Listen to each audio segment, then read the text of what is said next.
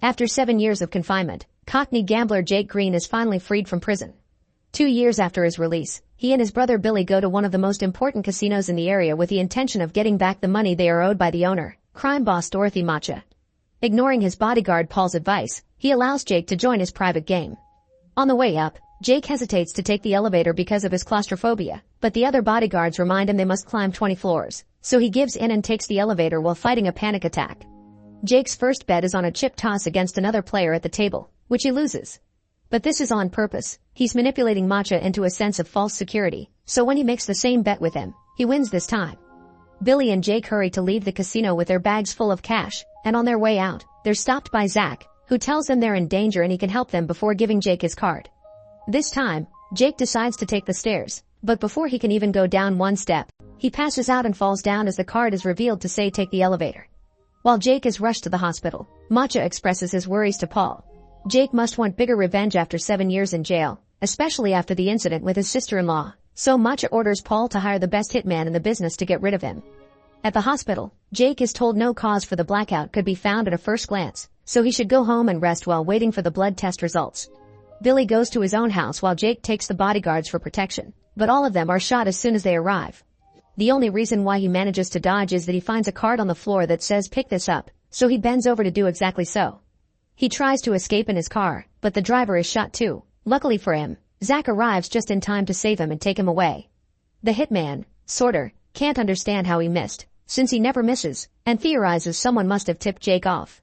What he tells Macha when he scolds him, however, is that he missed because he had a bad feeling.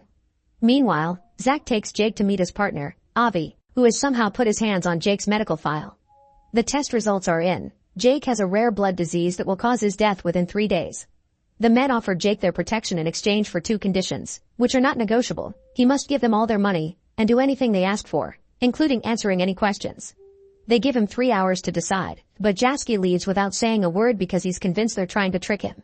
The results he gets at the hospital are the same ones, but Jaskier once again thinks the lab must have been paid by Zach and Avi, so he gets a second opinion from his private doctor, who also gives him the same prognosis.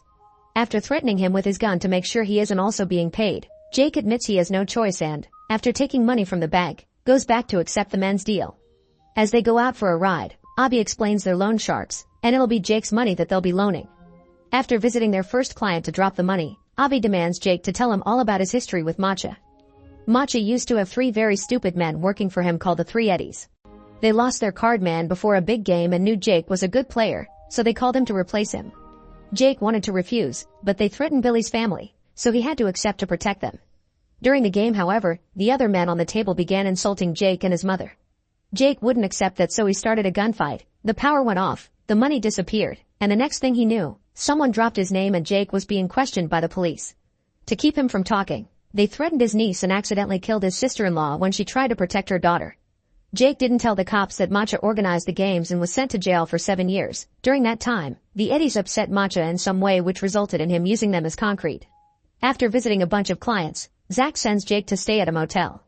Meanwhile, Macha and Paul visit crime kingpin Sam Gold, considered the ultimate figure all other crime bosses want to be like. However, Gold never receives visitors, so instead they meet with his advisor, Lily Walker, who accepts to broker a powder deal with Macha. She also reminds him that Gold doesn't like publicity or give second chances. Sometime later, Jake gives Zach and Avi more money before he's asked about his time in jail while playing chess with Avi. Jake had been given 2 options, 14 years of normal time or 7 years of solitary, so he chose solitary. His cell was between 2 men's, a chess master and a con man, that had been there for a long time, and while they never talked to each other, they knew everything about each other. During the first 5 years of Jake's sentence, the 3 of them would communicate by sending messages written on the library books, and that was how Jake learned their formula to win any game in the world. The 2 men were planning a prison break and promised to take Jake with them, but when they finally left, they disappeared without a word and left Jake behind. When he was released 2 years later, he found out those 2 men had taken all his money and only left behind a note that said you can only get smarter by playing a smarter opponent, so Jaker started using the formula to make himself rich at various casinos. As the days pass, Jake continues working by visiting various clients and giving away his own money. He's also supposed to threaten them if they don't pay, but he can't bring himself to hurt innocent desperate people. Meanwhile, Avi and Zach are chaining the side of a wall to a truck, so when they pull, they break said wall and steal the safe on the other side. This safe has the powder Macha had promised Lily, So when he finds out he's been robbed, he sends Paul to solve this no matter what it takes. Paul goes to see their rival, Triad Kingpin Lord John, who accepts to provide them with the powder on such short notice but only for an overinflated price. Jake, Zach, Avi, and their team go to the hotel where the exchange will happen. They sneak into a room next to the thugs to make a hole in the wall and inject sleeping gas, putting both Macha's and John's men to sleep. Then they steal the money and the powder, framing it to make it look it was Macha that robbed John and vice versa. Sometime later, Jake gets a call from Billy, who tells him he's been asking around and has found out that Zach and Avi are so dangerous that not even gold would touch them, so Jake should get out of there. Jake doesn't listen and goes back to work, where he's being expected to shoot a scared client. He refuses and tries to shoot Avi instead, but he realizes the gun is empty right before Avi knocks him out. Jake wakes up hours later in the motel and gets a call from Avi saying he's survived his third day so he should get a checkup. After being visited by his niece and Billy, who leaves him a gun just in case, Jake goes to see his doctor, who confirms the diagnosis had been wrong and Jake is fine. He tries to call Avi and demand answers, but Avi only says he'll have to wait.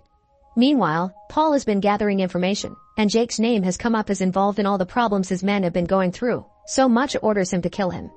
When Jake returns to the motel, Avi and Zach are waiting for him and warn him that Macha's thugs are waiting inside the room. Jake runs away and the men go after him, but he manages to lose them, especially when one of the thugs slips and shoots himself by accident. The other criminals find the body and think Jake did it.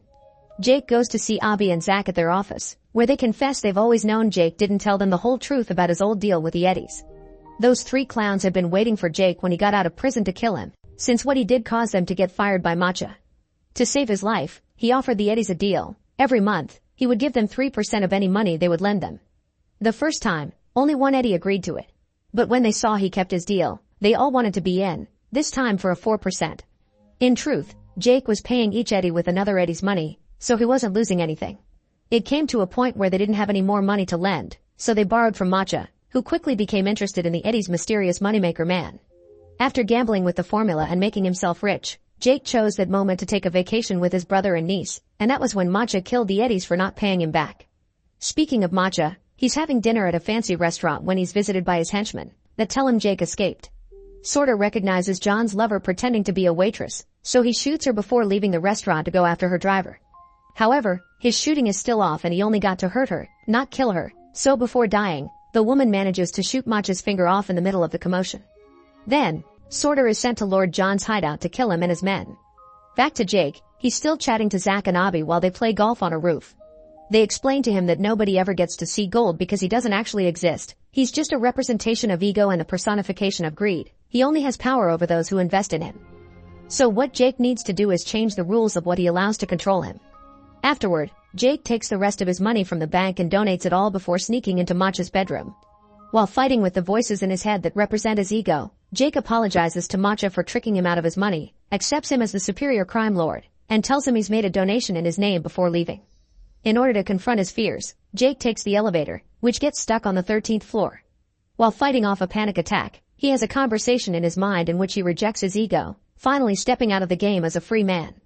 Once the elevator being's working again, Jake reaches the ground floor and finds Macha waiting for him with a gun, driven crazy by his own ego. However, Jake is at peace with himself and simply walks past him, which drives Macha mad because he can't understand how someone won't fear him. He begins crying as he understands how thoroughly humiliated he's been. The next morning, Paul brings Macha all the local newspapers for him to see his name plastered all over them. Jake hadn't been lying when he said he made a donation in Macha's name, and now everyone thinks the casino owner cares about the community. Macha is happy to take the credit, but his happiness is short-lived. Paul also informs him that Jake has the powder and he's been playing them all along. Paul, Sorter, and the rest of Macha's henchmen go visit Billy, who manages to hide his daughter in the cupboard when he realizes one of his bodyguards has betrayed him. Once he's found, the men begin hurting him while interrogating him, not believing when he says he doesn't know where Jake and the powder are. Paul's methods are quickly escalating and Sorter starts feeling uncomfortable, especially when they make the girl come out of the cupboard after they hear her sob. Refusing to hurt a child, Sorter rejects his ego and begins killing his fellow henchmen methodically and effectively, but he makes a mistake at the end and gets killed too. Meanwhile, Macha is visited by Lily. She brings him a wreath sent by Gold, who isn't happy with seeing Macha's name all over the newspaper since he doesn't like publicity. Lily also informs him that Macha's time is over and he won't have a second chance, which sends him into another panicking frenzy. Avi and Zach take Jake and the powder to Macha's casino, where Avi finally beats Jake at a game of chess while confessing the last few details of the story. He and Zach had been the men in the cells next to Jake's, and they always wanted to take him away with them. But he hadn't been ready to accept the truth, implying they have been nothing but merely figments of Jake's imagination. Unfortunately, he doesn't have time to come to terms with this because at that moment, the casino's bodyguards come to take him to see Matcha, who has the girl with him. After dropping the bags of powder on the floor, Jake tells his niece everything will be fine, which drives Matcha mad because Jake is still showing no fear even when he's pointing his gun at the child. Humiliation causes the ego voices in Matcha's mind to reach the conclusion that Jake can't hurt a dead man, so he puts the gun against his head and shoots. Make sure to subscribe and turn on notifications so you can watch more videos like this. Thanks for watching.